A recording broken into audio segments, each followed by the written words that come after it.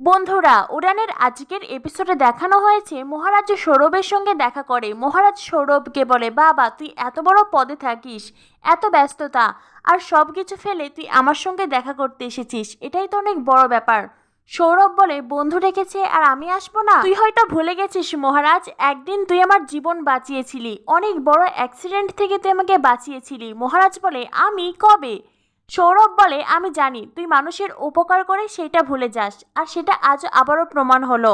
তুই নিঃস্বার্থভাবে মানুষের জন্য করিস মহারাজ। মহারাজ বলে, আর তুই তুই যে মানুষকে ইন্সপায়ার করিস?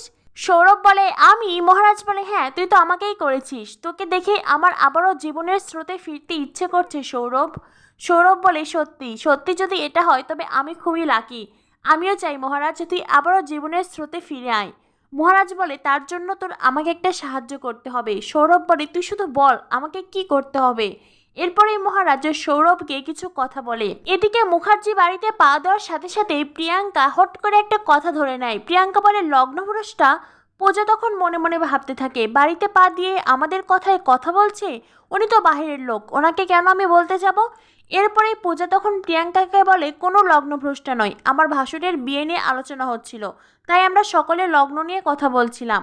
প্রিয়াঙ্কা বলে, কিন্তু আমি যে স্পষ্ট শুনলাম। পূজা তখন প্রিয়াঙ্কাকে বলে, আপনি পায়ে জুতো পরে কেন ঘরে এসেছেন? আমরা বাহিরের জুতো পরে কেউ ভেতরে আসি না। তখনই পূর্ণিমা পূজাকে কিছু বলতে যাবে, অমনি ঠাম্মি তখন বলে, নাতবউ তো একদম ঠিক কথা বলেছে। আর তাছাড়া বৌমা, এই সমস্ত বাহিরের আবর্জনা বাহিরেই রেখে এসো, এই সমস্ত বাহিরের আবর্জনা ঘরে এনো না। প্রিয়াঙ্কা তখন বলে, কিন্তু আপনি কে? ঠাম্মি বলেন, আমি হলাম এই বাড়ির কর্ত্রী। প্রিয়াঙ্কা বুদ্ধিমতী মেয়ে, তাই তাকে বিশেষ আর কিছু বলতে হয় না। সে এক ছুটে গিয়ে জুতো বাহিরে রেখে এসে বলে, ঠাম্মি, আমি আপনাকে প্রথমে দেখেই বুঝতে পেরেছিলাম আপনিই ঠাম্মি হবেন।